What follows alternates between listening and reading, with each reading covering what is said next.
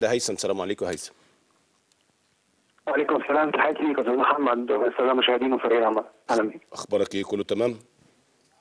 الحمد لله نحمد الله. اخبار امريكا ايه؟ ايه اللي بيحصل؟ والله ما حدش عارف، وعلى فكره بس عشان مبدئيا الموضوع دوت كل التكهنات ان هو عربي، ما فيش اي قرار طلع، وهم لسه يعني ما فيش اي حاجه طلعت لحد الان، فما حدش مثلا يكتب اي حاجه في مصر مع نصدقها، لسه ما فيش حاجه. مفيش اي حاجه يعني، لم يتم الاعلان عن اي مش شيء. عارف مين اللي عملها. لغايه دلوقتي لسه التحقيقات شغاله يعني. لسه هم بياخدوا وقتهم عامه عشان لما يطلعوا بكل الاثباتات وتطلع كل حاجه تبقى باينه للناس، فلسه شويه.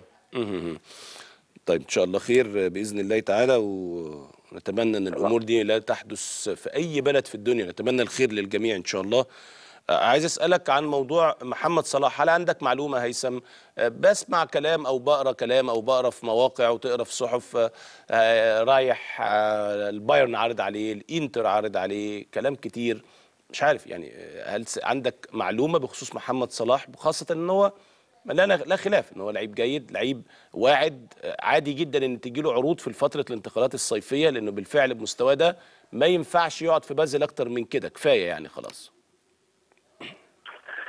طيب خلينا نبدا بموضوع الانتر اللي الناس كتير اتكلمت فيه. انا عملت موضوع للكوره لموقع كوره مع مدير تسويق الانتر ميلان بالصوت طبعا، ونزل وسالته على الموضوع كله. الموضوع كالتالي، هم فعلا كان في مسؤول في الانتر راح اتفرج على مباراه لمحمد، بس ما كانش عشان محمد، كان عشان المدافع عندهم اسمه الكسندر، عنده 22 سنه من صربيا.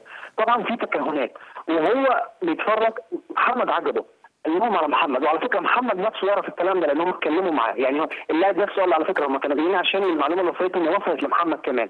كل اللي فيهم ان هم اتفرجوا عليه مش اكتر، كل اللي طلع ان هم قدموا عرض، الراجل قال لي مش حقيقي، محمد لاعب كويس جدا واحنا فعلا بنتابعه، مش اكتر من كده، لكن لا في عرض ولا كانوا رايحين عشانه اساسا. ولكن ده الموضوع مقفول، موضوع الانتر حاليا، واعتقد ان هو صعب، لان اللي انا عرفته كمان ان نادي بازل هيسالوا يعني هيطلبوا فلوس اكتر من اللي الانتر ممكن تدفعه في الوقت الحالي. خاصة الارقام بالنسبه لي كانت غريبه جدا. لما اتكلمت مع حد من النادي السويسري قال لي ان هو ما بين 10 و 15 مليون، والرقم بالنسبه لي كان كبير، لان انا عرفت كمان ان في نادي هم رفضوا ذكر اسمه، جسوا نبضهم ان هم مثلا ممكن يدفعوا 4.5 5، النادي رفض، حتى قال له لما قال السكاوت اتكلم معاهم رفضوا الموضوع تماما. موضوع الباير ما فيهوش يعني، بص ما فيش اي عرض رسمي وصل للنادي تماما بخصوص محمد صلاح. الحقيقه الوحيده في موضوع محمد ان دورتموند فعلا مهتم بيه، ده اللي انا اقدر اقول لك ان انا يعني معلومه انا متاكد. مين يا هيثم اللي مهتم بيه؟ دورتموند الالماني. دورتموند الالماني مهتم مهتم. مهتم. تمام. مفيش اي عروض، مفيش اي عرض وصل. على فكره انا على علاقتي بالنادي يعني متواصل على طول معاهم، مفيش اي عرض رسمي وصل للنادي لحد اللحظه اللي انا بكلمك فيها. ولكن بكل امانه مفيش حد بكلمه في اوروبا ما بيتكلمش كويس عن محمد له مستقبل باهر، بس لا خلاف عليه. بالظبط، لا خلاف، لا طبعا ان شاء الله ربنا يكرمه زي ما بقول لك. بس انا وجهه نظري ان هو كفايه بازل خلاص، اللعيب بقى لا عايزين نشوف حته تانية اقوى، افضل، احسن، مستوى منافسه اعلى، هيظهر هو افضل من كده بكتير. لان برضو مع احترامي الشديد للكره السويسريه هي محطه وخطوه نحو الطموح، نحو اللي هو نفسه يحققه يعني. دي حقيقة. على فكرة أنا المشكلة فعلا اللي أنا شايفها اللي هتقابل محمد النادي نفسه وطلباته المادية. أنا فعلا شايف الرقم كبير شوية حاليا، ولكن مع تطور مستوى محمد ومستواه الثابت أعتقد الرقم هيجي من نادي كبير، وممكن يكون مفاجأة للجميع كمان، فعشان كده الصبر على محمد شوية. وأنا كلمت سكاوت من الأرسنال، كنت يعني أعرفه له علاقة بيه، هو أمريكي الأصل، فبقول له إيه رأيك في محمد وكده، فقال لي إن أسلوب محمد 21 سنة وبيلعب بالشكل أو مع استمراريته كل الأندية الكبيرة السكاوت بتاعها هيتابعه، فمش معنى ان النادي بيتابع ان هو هيشتري، فالاخبار اللي بتنزل معنى ان هو بيتابع يبقى هيشتري او يقدم عرض، لا ده عادي لان محمد بيقدم كوره كويسه، فهيجي له عروض ان شاء الله، هيجي له كويس، ده غير ان هو معاه ايجنت محترم، فربنا يكرمه ان شاء الله باذن رب العالمين. احمد رفعت لاعب MP، هل هناك عروض لاحمد؟ انا احمد اثناء بطوله الافريقيه سمعت ان هناك عرض من ليفانتي وعرض جدي، لكن بعد البطوله ما خلصت ما سمعتش حاجه. في حاجه بالنسبه لاحمد رفعت؟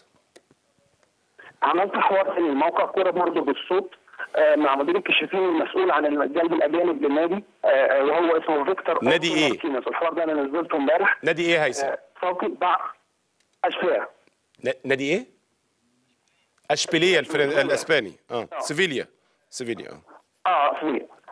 فقال لي بنفس اللفظ ان هم بعتوا ورقه كل الورق اللي مكتوب في ورق احنا محتاجين اختبار. طبعا طلعت في مصر ارقام عشان انت قريتها ولا 2 مليون وانبي طالب 2 مليون والنادي عارض مليون، ارقام كتيره كده، ولا في منها اي حاجه من الحقيقه. كل اللي فيها ان النادي طلب احنا محتاجين احمد للاختبار. لو انت سمعت الصوت او سمعت الحوار هتشوف قد ايه الراجل مهتم باحمد، قد ايه شايف ان هو قال لي كده هو احسن لاعب هو شايف في البطوله. حتى قلت له هل في لعيبه ثانيه عجبتك؟ ذكر لي 2 صالح جمعه وذكر لي اسم محمد رضا. انا حتى استغربت من الاسم يعني مش فاكر مين محمد رضا. اكتشفت بعدها ان في 2. احنا عندنا حسام غالي اللي بيلعب في الاهلي اسمه حسام محمد رضا غالي.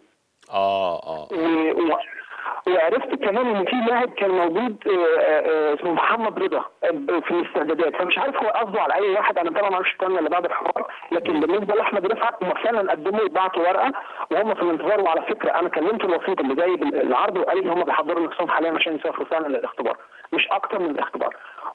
وجات لي معلومه من نادي فرنسي بس انا شغال عليه وان شاء الله تاني، يعني نادي تاني لو هتاكد منها ان شاء الله في خلال يومين من فعلا برضه هبعت ورقه لاحمد ان شاء الله الاختبار طبعا يعني. وعلى الجانب الاخر عفوا تريزيجيه مطلوب للاختبار، لكن النادي في نادي نيس الفرنسي، لكن النادي الاهلي على لسان الكابتن هادي خشبه قال احنا هنأجل هذا الموضوع نظرا لارتباط اللاعب مع النادي وايضا لارتباطه مع منتخب عشان كاس العالم، فهنأجل فتره المعايشه شويه مع نادي نيس اللي طلبها النادي.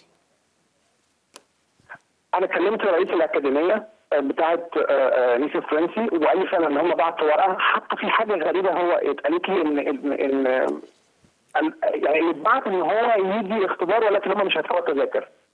ده الكلمه اللي اتقالت لي باللفظ ده. واللي انا عرفت طبعا زي ما انت قلت دلوقتي ان الاهلي رفض الفكره اساسا لان هو حتى يسافر، فاعتقد الموضوع هيتقفل لانهم الاهلي يقول لهم مثلا اتفرجوا عليه في كاس العالم او تعالوا هاتوا ناس تتفرج عليه هنا، وطبعا النادي مش هيقدر بالكلام ده. واعتقد لو هي وصلت لكاس العالم هيبقى في عروض ثانيه ربنا يوفقه ان شاء الله طبعا لو تألق يعني. تمام. هيثم عرابي بشكرك شكرا جزيلا، اتمنى لك السلامه انت وكل الناس ان شاء الله في الولايات المتحده باذن الله تعالى، ربنا يديكوا السلامه ان شاء الله. اشكرك شكرا جزيلا.